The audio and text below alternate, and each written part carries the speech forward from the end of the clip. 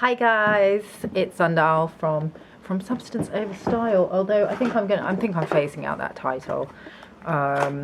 It's just Sandal coming at you from London, from her YouTube channel, live and direct. Well, not live, but pre-recorded and direct.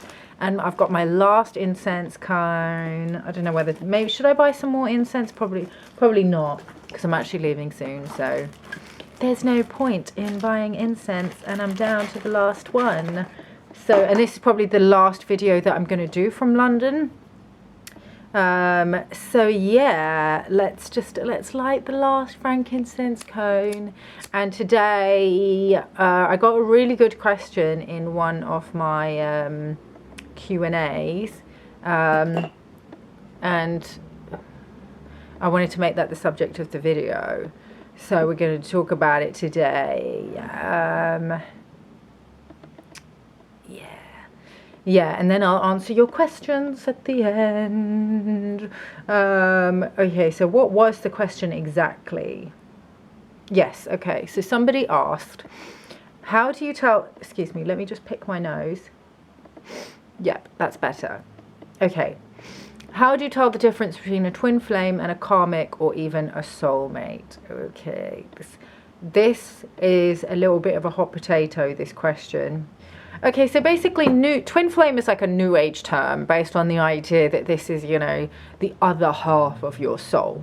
Personally, I don't believe that it's a real thing. I believe that your soul is fully intact. There is no half of your soul. Now, in the Ascension and Colontics community, they talk about something called a genetic equal, which is you in the angelic realms, your angelic higher self avatar in the kind of 12D that's in the kind of Elohim, that's one with the Godhead and cosmic consciousness, that you are this kind of divine androgen that is neither male nor female, but as your soul kind of emanates into the lower dimensions, it kind of becomes split off, which I believe that we do. You know, we've all got different parallel lives in different dimensions, but that there is another version, there is another emanation of your higher self avatar that is existing in this time, space, and lifetime as you in the opposite polarity or the opposite gender of whatever you're attracted to. So if you're a woman, then a male version that shares the same higher self avatar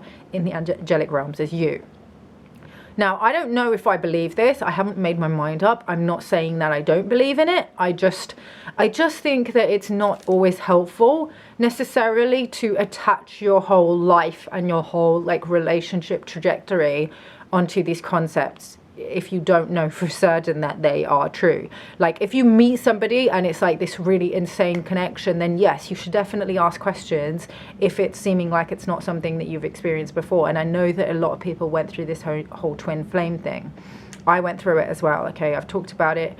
I did a previous video where I talked about the twin flame and how I believe that it's a psyop. I believe that what's going on here is actual astral tagging, where it's like Elisa Renee calls it alien love bite, where two people that are not genetic equals, basically they're being tagged to another person that they believe is their divine counterpart, and it's basically a tactic so that demonics and things like that can harvest loosh and sexual energy, particularly like sexual loosh, basically, like just sexual misery. You know, it could just be emotional energy because you're not actually physically together, but you're just pining and longing for the person and you feel emotionally connected to the person, and it's extracting your emotional loosh because the person is not returning those feelings for you. Or if you are actually sexually involved with the person, then you're being sexually harvested. Okay, if somebody is not showing up for you in a relationship, is not reciprocating your love and does not want to have a relationship with you, that person is not your divine beloved. Okay, like divinity, when it comes to God is very simple. Okay, God, like my mentor Emily always says, God is not the architect of confusion. Okay, if you're confused, if you're longing, if you feel like you need to fix yourself, like a lot of what they say in the twin flame community is the reason why you don't have your beloved is because and why they're running from you is because they're running from the intensity of the connection, because you both have so much healing to do. Yeah, that's not your person, okay? If that was your person, they would know that this is where the healing is going to take place, because this is where love resides. This is a safe container. Anything else is sexual harvesting or leash harvesting. And I just don't, like, I understand how people want to use that person that is running from them because it might be triggering some abandonment stuff or some rejection stuff that they know that they need to work on. So they use that person as a mirror to heal some of that stuff. And yes, I do believe that you can manifest, a relationship with that person if they are initially like running from the connection. I do believe that.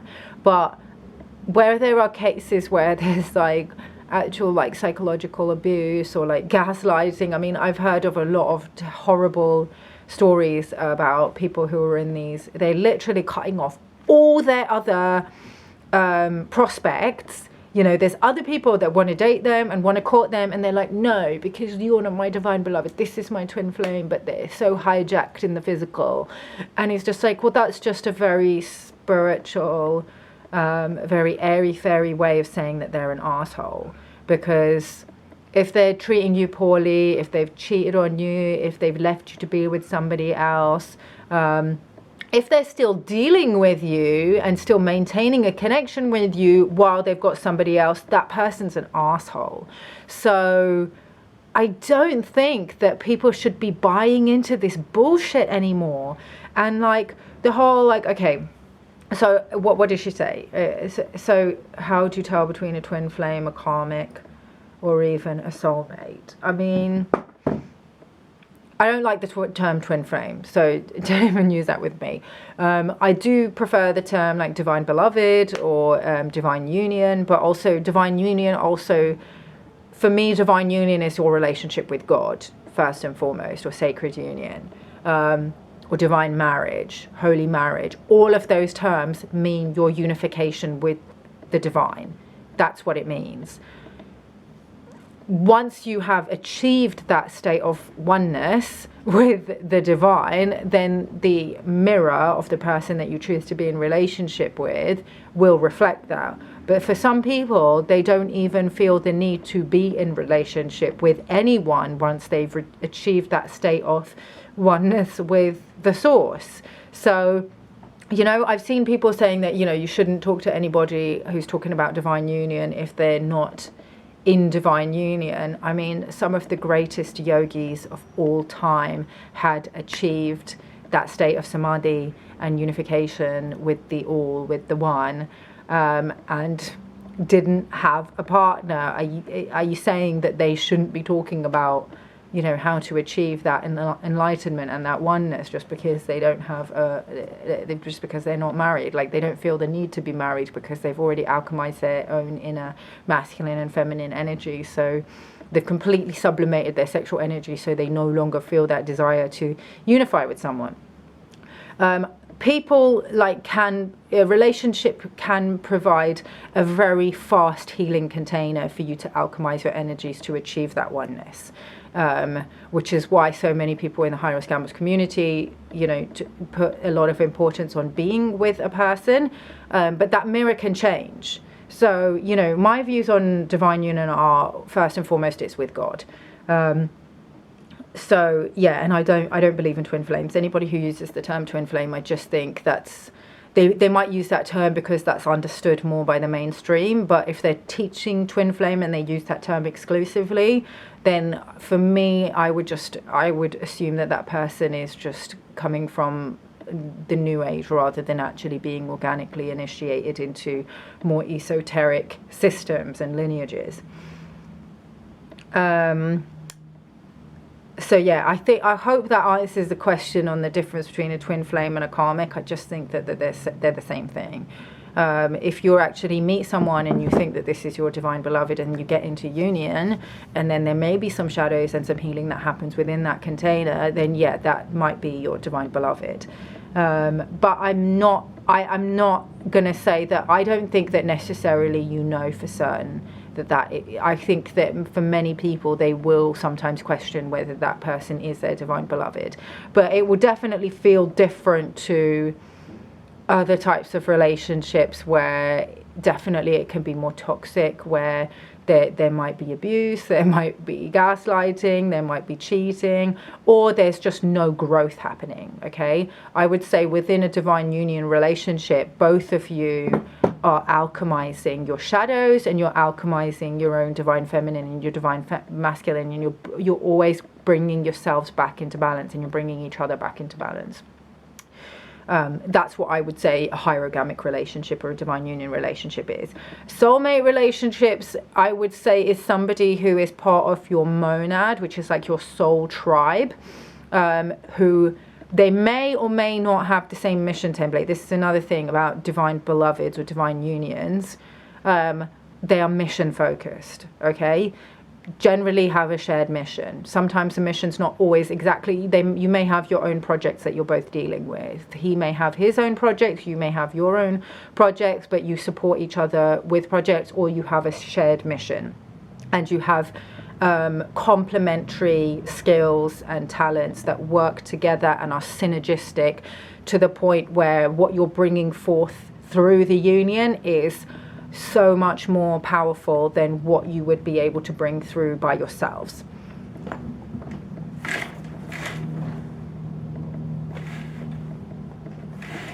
I'm just seeing what's better lighting right now. I think that's quite nice.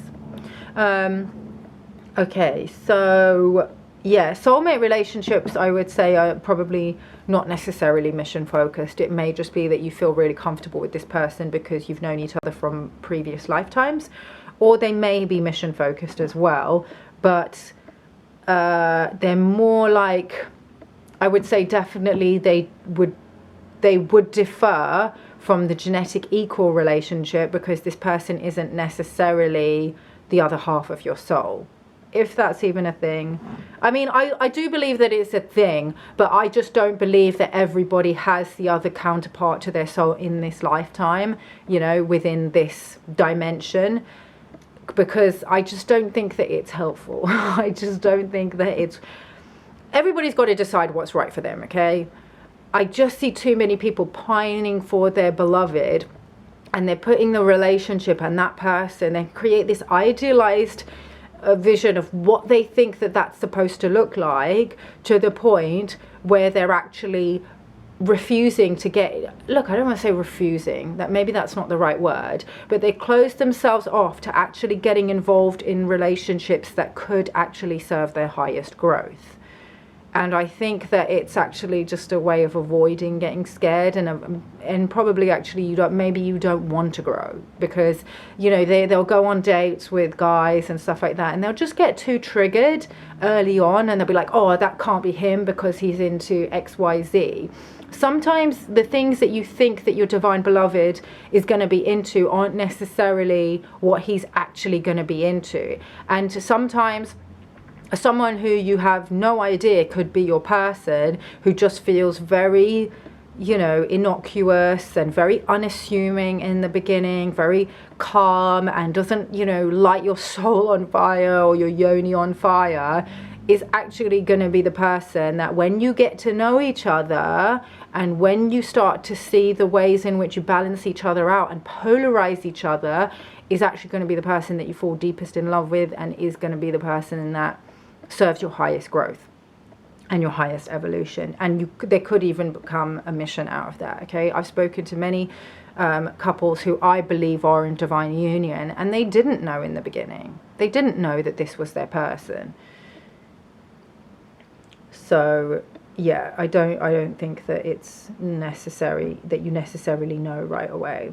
I think the main thing to take away, and I say this to all of my clients, is stop looking for this like holy magical relationship and just be a normal person, okay? Just throw out all of those labels and just get to know people, and stop measuring people up to this, like, you know, this impossible standard, because we're all human beings, right? And we're supposed to be in relationship to each other, and a relationship is supposed to unfold gradually. Nowadays, modern dating is completely fucked. You know, you've got people who are meeting and becoming intimate straight away. That is going to be a recipe for disaster, especially as a woman, because once you get your womb and your yoni involved, your heart automatically starts to follow. It's actually supposed to go the other way around. You know, we've got so many inversions in our sexual energy from growing up in a hypersexualized culture. So just slow things down, you know, make friends with guys, get to know them gradually over time, get to know multiple guys at a time, get to know them on a platonic level, or allow them to court you.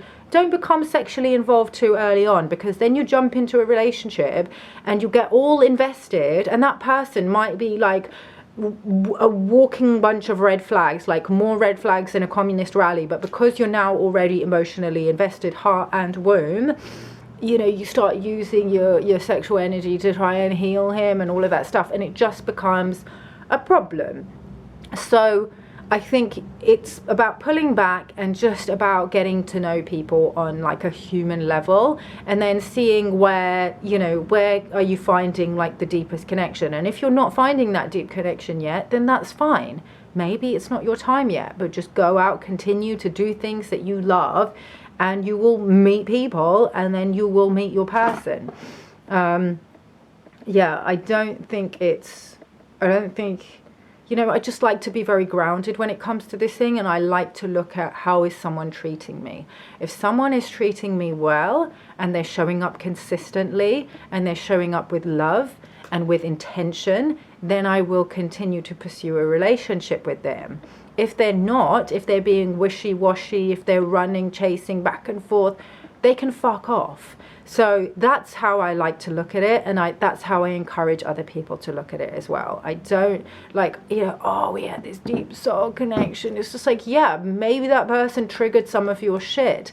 Maybe that person is a Draco-reptilian starseed who is tapped into the reptilian interface and is trying to harvest your loosh. You've got to be careful of those things, okay? Especially if you still have trauma in your body, or if you still have your heart-womb architecture reversed, if you have your sexual energy running in reversals or being pulled at through any kind of wounding, sexual wounding. I'm going to talk about this right here. You've got to be careful of those things. It's very, very important that you do as much trauma healing work as you possibly can before you get into union, because all of that stuff is going to be triggered and come to the surface within the union and can actually damage your union, and what could actually have been something that could have been alchemized into a more divine union. If you've got too much trauma and you behave really toxic, look, I don't believe that there's this person and there's nothing that you can do to fuck it up. There are things that you can do to fuck it up, okay? I don't think that, you know, there's like this destiny, you know. It's about what you do, and you have to make the right choices, okay? That's what I believe anyway. Y'all are welcome to believe whatever you like. Okay, so let's see what people have asked. Hey, guys. Okay, so let's see all. Okay, so somebody asked, what am I most grateful for in this moment? I'm super, super grateful to be doing this work.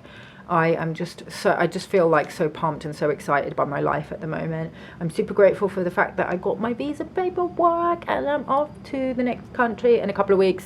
I'm going to take like the next 2 weeks off just to like pack my life up and sort everything out and see my friends before I leave. So this will be the last video that goes up before I leave. Super grateful for that, because it's been very challenging being stuck here in London. I'm grateful for God. I'm grateful for all the amazing starseeds and light workers who are here leveling up, doing the work, healing themselves, growing, sharing information, being in service with other people. And I'm grateful for God, because God has always got my back and I trust God. And I know that everything's going to be okay. I know that I'm here because everything's going to be okay, because we have God on our side. Okay, somebody asked, what is your sun, moon, rising? Okay, so my sun is Taurus, my moon is Scorpio, and my ascendant is Scorpio. So that's why I have so much Scorpio energy. But yes, Moon in Scorpio is like very like deep diver, like got to get to the bottom of everything. That's why I'm such a truth seeker. Okay, somebody else asked, can you tell me about my horoscope free? No, I cannot, because astrology is not my forte, and also I don't do free readings, and I don't think many people do either. Maybe some people do, but who I would recommend for astrology readings is Laura Matsu and Laura Magdalene Eisenhower. Both of those ladies are great. Laura Matsu, probably the best place to find her is Facebook. Laura Eisenhower is on Facebook. She's also pretty active on YouTube. You'll probably have to pay them for a reading. The same person asked how to earn. So obviously this person might be having some issues with the abundance. How to earn, you got to tap into the natural abundance of Mother Earth and understand that when you're providing a service that people need and want and that you're good at, abundance will just flow through you. Okay, so grounding into the earth, connecting to the abundance of nature. Okay, earth provides, and then being in service, and then you actually start to create this microcosmic orbit where energy just flows through you. Money is just energy, right? So figure out what you're good at.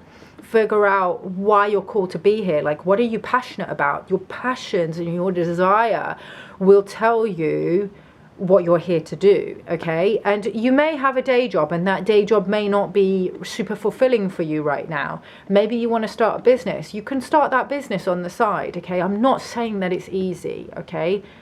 You do have to hustle. You do have to be consistent, okay? I'm working really, really hard right now to get not just this business off the ground, but another one that I started years before, that I was just doing as like a side thing, but now I'm putting more time and energy into it. So I'm literally working non-stop. So, you know, I get it. Like, if you work a day job and you're exhausted by the end of it and you don't know, you know, how you can get to a place where you're making more money from doing your passion project, just start making really small steps towards it in some of your spare time and just being consistent with that. Maybe it takes a little bit longer. I don't advise people just give up their day job and just go full pelt into their passion project, because I just don't think that it's wise or sustainable. Like, if you really know that you're going to make money, then yeah, by all means do it. If you have an opportunity where you know that money's going to come in straight away and it's enough to replace your day job and to take care of you, go for it.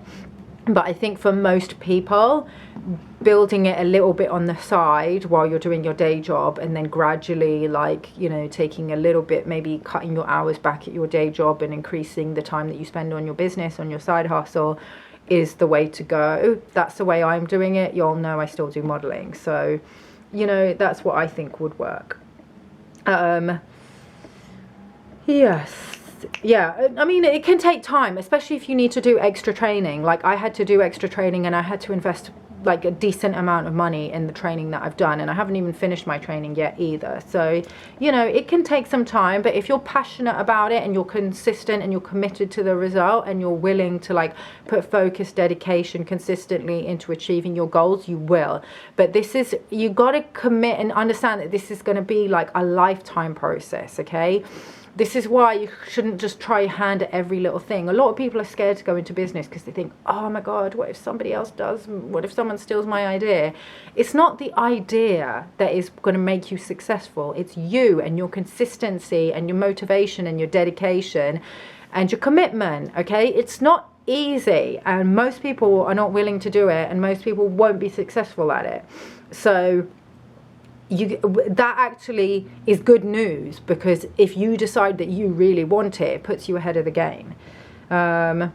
Okay, somebody else asked me, have you got any colloidal silver going spare? Lol. This is actually my cousin. Babe, it's not going spare, but if you want me to make you some, then just message me like personally and you can come over and you can get some. If anybody else wants some, I can make some for a very reasonable price over the next 2 to 3 weeks, but probably not after that.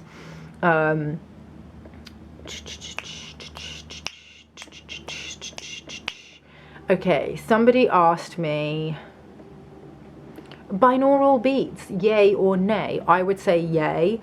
Yeah, binaural beats can be good. I just think be careful about astral projection. So I've used binaural beats and they've helped me to go into like, you know, I've popped out into different parallel versions of me and explored those lifetimes and learn about, you know, my oversoul and all the other lifetimes. Or I've gone into like shamanic journeys and gone and explored like other worlds and just strange like animal totems and weird things happening.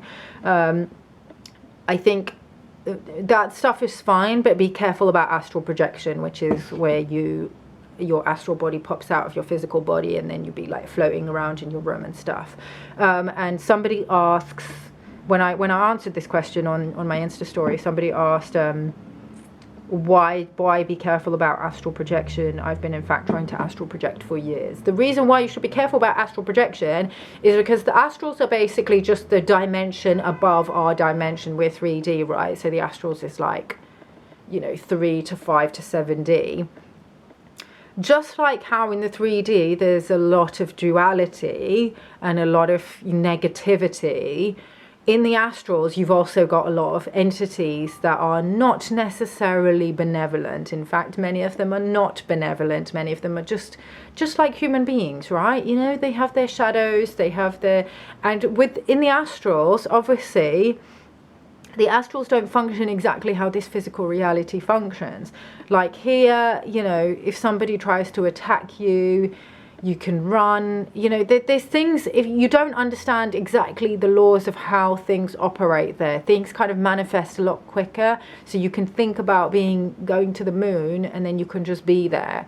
So if an entity wants to rape you, they can do that very easily just by thinking about it.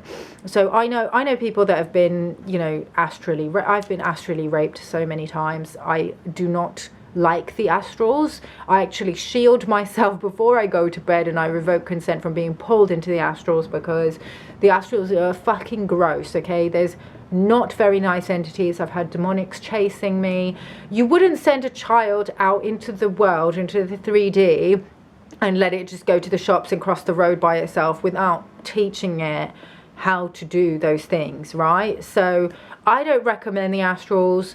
There are some very high level people that know how to navigate the astrals, and there may be people that were just having spontaneous astral experiences or spontaneous out of body experiences. So they've learned how to have mastery over their light body and claim their sovereignty and their dominion over their light body and how to protect against stuff like that. So if you have like proper shielding and you know what you're doing, then, you know, go for your life. But I don't advise people trying to learn how to astral project. I don't think that that's a good idea. Okay, somebody asked, what has been one of your favorite mushroom memories? Actually, back in the day when I used to take them recreationally, as much as I mean, I can't take them recreationally anymore because I'm just way too sensitive. Like my pineal's too open now, to the point where even a microdose will send me into a full shamanic journey, and I can't just take them and like look at everything and the bright colors and how 3D everything looks and just laugh. Like maybe that happens in the beginning, but after that I get pulled in. Like the medicine demands that I sit with it and that I journey with it. So, you know, and it's happened where I've taken a little piece of chocolate at a house party and then I've had to literally like pass it to other people. It looked like I was passed out on the couch, but I wasn't. I was having a shamanic journey because the mushroom demands respect. But back in the day when I was younger and I was obviously experimenting with things like that, we took it recreationally, and that was one of my favorite memories when I think we were like in my friend's halls of residence and we were looking out the window and we saw the boys on the green and they were playing football, and it was not like a professional football match or anything, it was just them bucking around, but they had like their coloured shirts off the different teams and they were taking it so seriously, and they looked like cartoon characters, or it was like we were watching a video game through the window, which looked like a screen, and it was so funny. They were taking it so seriously, I remember, and we were just like, they have no idea how silly they look, and we were literally laughing so hard that we were falling in a heap on top of each other, and I think I wet myself because I was laughing so hard. And then a bunch of our other friends who were completely sober came down the stairwell and saw like 3 of us literally in a heap laughing our heads off, and they were like, what the fuck are you guys doing? So I think that was definitely my favorite experience. But you know, I always advise people, if you're going to do it, just be very respectful of the mushroom, especially if you're sensitive. You know, just thank it, set an intention, shield yourself properly. I like to establish a proper shield. I have my Christ shield activated, and then also black diamond architecture, mirrors facing outside, so that no fucking weird gross entities can come in. I say I do not consent to communicate with any spirits that don't serve the living Christ. Usually if I take a very small microdose, I won't really notice. I will notice that there's something happening, but it's not much. But I can't take more than 0.2, otherwise I go into like full trip. Yeah, it's you know, do what you like, guys. You know, do whatever you want. I'm just a little bit cautious about entheogens these days, and I don't really need them, to be honest. I can, you know, access a quantum field without any of that stuff, and I think that it can also distort visions, so I never use it for any of my client sessions. I just use my own inner vision. Somebody asked, how can I deal with feeling different from others and like I don't fit in with society? This is so common on the awakening journey. You literally feel like an alien, and because, yeah, I mean, we all are. We're actually all, I mean, if you look at the galactic history of humans, we were seeded. If you look at the Sumerian text, the Book of Enoch, it talks about how our DNA was spliced by the Anunnaki, and there were all these different races that gave their DNA as part of this experiment. So we have Lyran, Andromedan, Arcturian, Syrian, Draco, Reptilian, Grey, like all these different races. And we're all, just like how humans are like different ethnicities, we all have different galactic lineages as well. So what was I going to say? So yeah, it can be really common to feel like you're an alien and you don't fit in, especially when, you know, it's kind of like how when you're a different ethnicity to people around you, you feel like you don't fit in, like culturally, it's like that. Now, you know, you'll be surprised how many other people are also, what do I want to say? I don't want to say necessarily awake, but they see things differently as well, but they don't see them differently in the way that you see them differently. And I think sometimes on the awakening journey, we're looking for other people who think like us. And the further I've gone along my awakening journey, the more I realize that there are people who are awake, they've woken up from the spell. But awakening is basically you shedding all of what you no longer believe to be true. The things that you were told to be true that are now no longer true for where you are now. But in some ways, those things may be true in other contexts, if you know what I mean. So you could be far along your awakening journey, maybe 10 years along your awakening journey, and you could think completely differently from another person who's also far along on their awakening journey. Maybe you think, oh my God, we need to help everybody. All these corporations are so profit driven and they're destroying the earth. Somebody else could be like, oh my God, everybody's got such a slave, poverty, broke mindset, and that's what's keeping everybody stuck and in broke consciousness. So I need to learn from these greats who've, you know, all these super successful Freemasonry guys and who have made billions, and, you know, and I need to learn the secrets of how to make loads of money, and I need to help the world that way, become like a Fortune 500 entrepreneur or whatever. Okay, somebody else might be like, oh my God, we need to be more sustainable and we need to be super vegan. And somebody else might be like, oh my God, the Great Reset and this Green New Deal is like an enslavement of humanity, and they're taking away our meat, and we need to return to like animal agriculture and proper animal husbandry and da-da-da. So I know a lot of people who are awake. I don't want to use that in inverted commas, but I'm just going to. Awake, who think really differently to me. Okay, I'm vegan. I'm super into like being sustainable, reduce, reuse, recycle. I'm very like low waste. Like literally I've got like a massive container in my kitchen that's like just filled with jam jars, and I just reduce, I make my own beauty products. Like I'm super into stuff like that. But then there's other people who I speak to that don't give a shit about any of that stuff. And I'm not saying that they're not awake. It's just when you just begin your journey, you feel really, really differently if you think differently on one thing.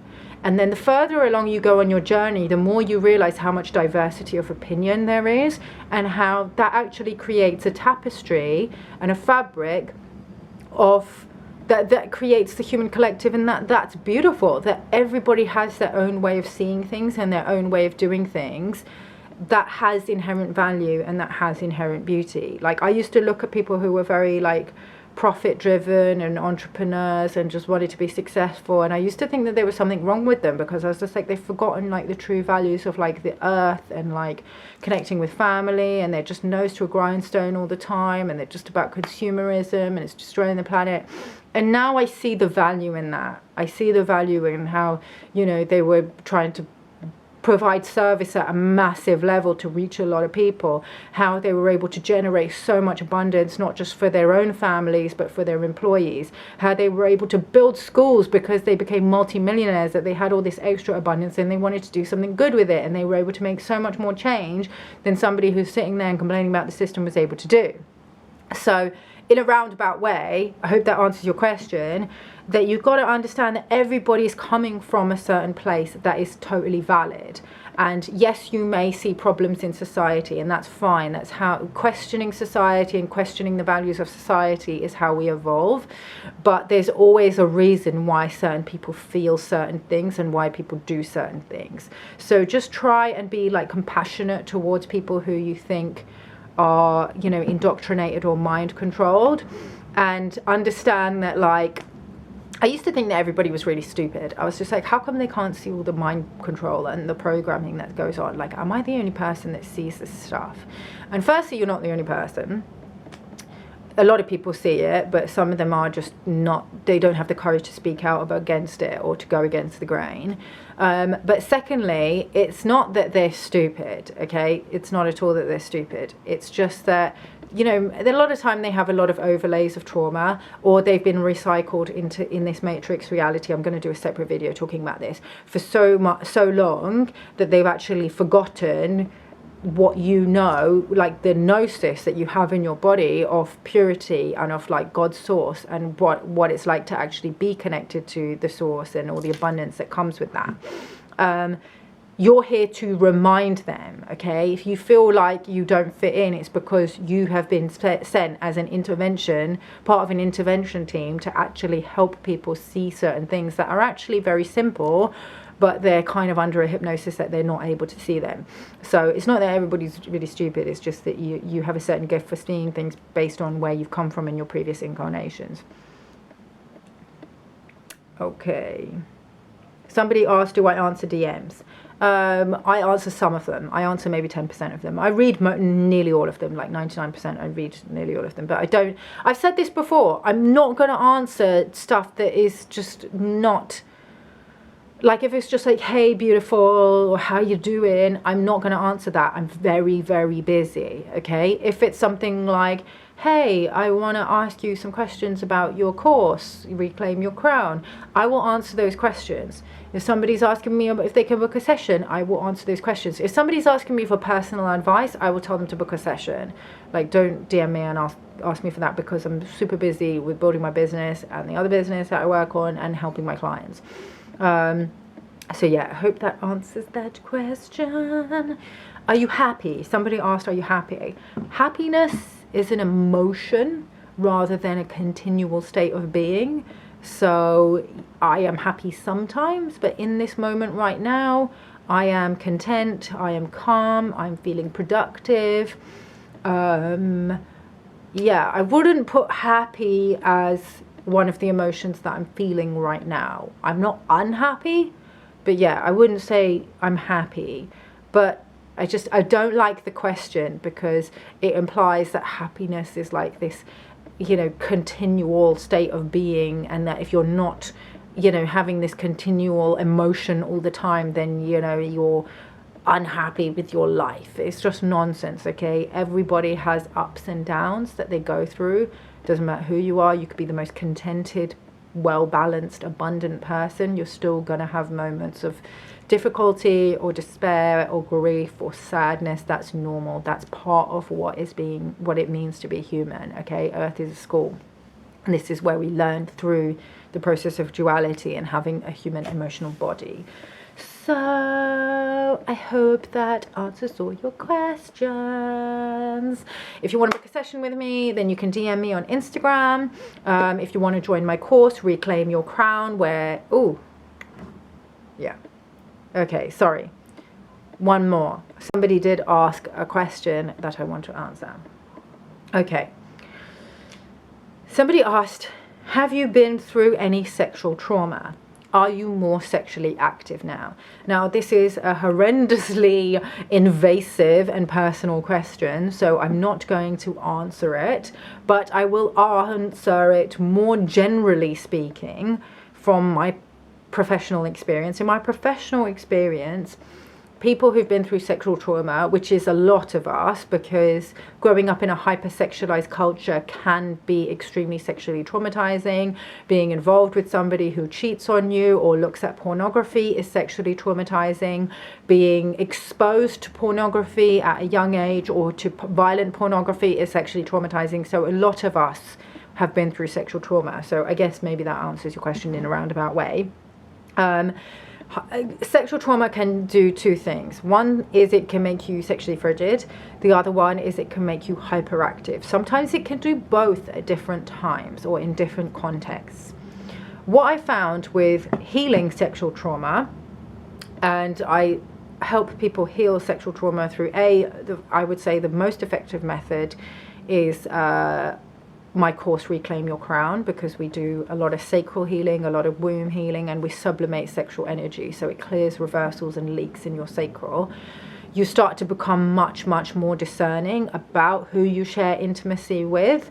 So in that way it makes you less sexually active, but it doesn't actually make you less sexually active necessarily, because when you become more discerning about who you share intimacy with, you're able to deepen into those relationships, or ideally it's one relationship. You're able, with a tight container between you and one person where there are no leaks, you're actually able to go way deeper. So you may find that your the sexual experiences that you have with that person that you choose to be intimate with will be more frequent, more loving, more connected, more freaky, more kinky, because you feel safer to really open up and to really go deep and kind of try lots of things with that person. So that's what I'll say about that.